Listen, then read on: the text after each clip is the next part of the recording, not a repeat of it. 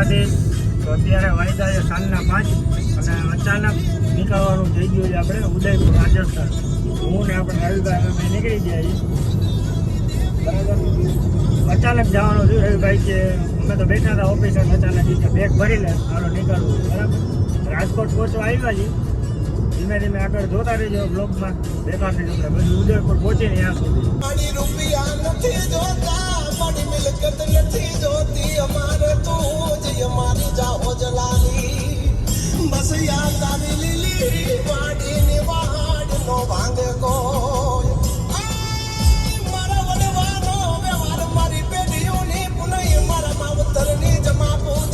આપણે ચા પાણી નાસ્તા માટે શિવ શક્તિએ હોલ્ડ લીધો છે બરાબર.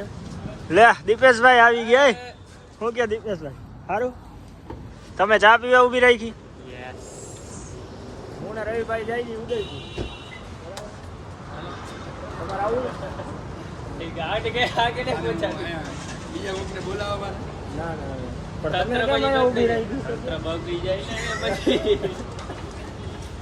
ના તમે કેમ ભાઈ ઊભી રાખી?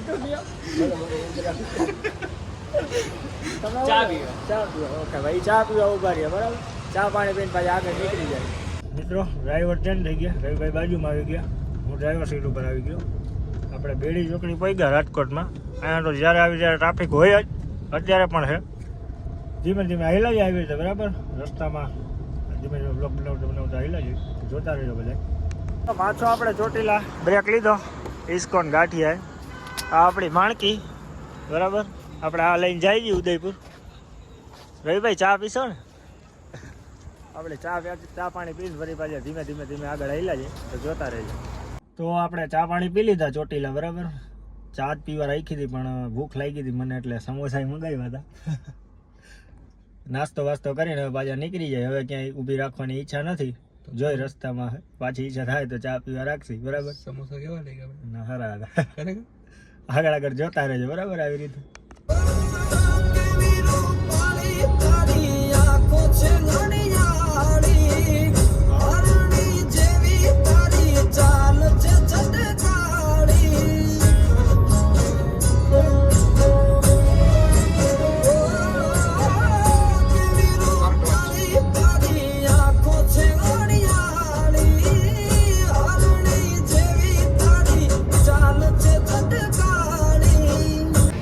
આપણે અમદાવાદ પહોંચી ગયા.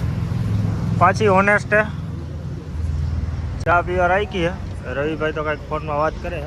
પાછા અમદાવાદ ચા પાણી પીને પાછા ધીમે ધીમે આગળ નીકળશું.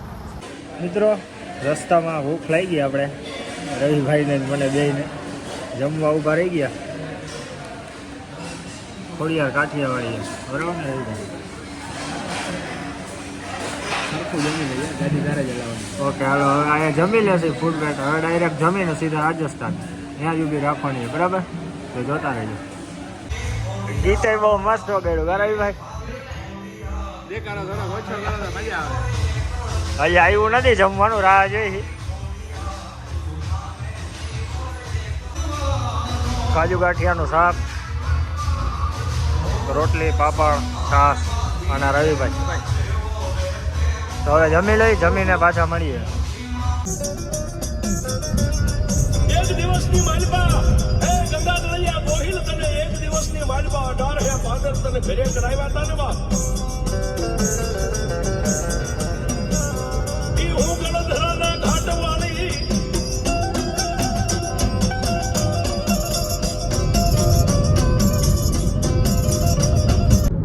તો મિત્રો આપણે હિંમતનગર પાસે જઈમાં બરાબર. તમે હમણાં જોયું જમીન. અત્યારે રાતના લગભગ 1 વાગ્યા છે.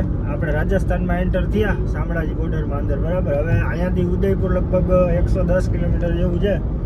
તો હવે અહીંયા જઈને હોટલ તો બુક થઈ જ ગઈ છે. તો અહીંયા જઈને હું ને રવિભાઈ બે સુઈ ગયા છે. થાકી ગયા ને રવિભાઈ? એ તો ચાલુ ગાડીએ ઝોલા ખાઈ છે. હવે જઈને લાવજો. હવે અહીંયા જઈને સુઈ જવાની વાત છે. આવી રીતે આગળ જોતા રહેજો. હોટલ લગી આપણે બ્લોગ ચાલુ રાખશી બરાબર છે. ઉદયપુર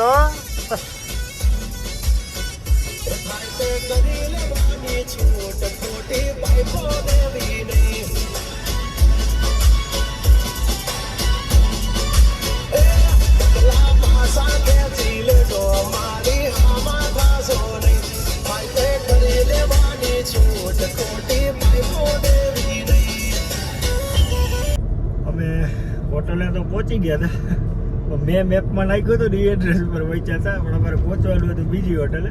એટલે આવું જ આમ 2-3 હોટલ નામ સેમ હતું, તો રવિભાઈ મને કીધું કે આ નામ જે હોટલનું, તો મેં નાખ્યું.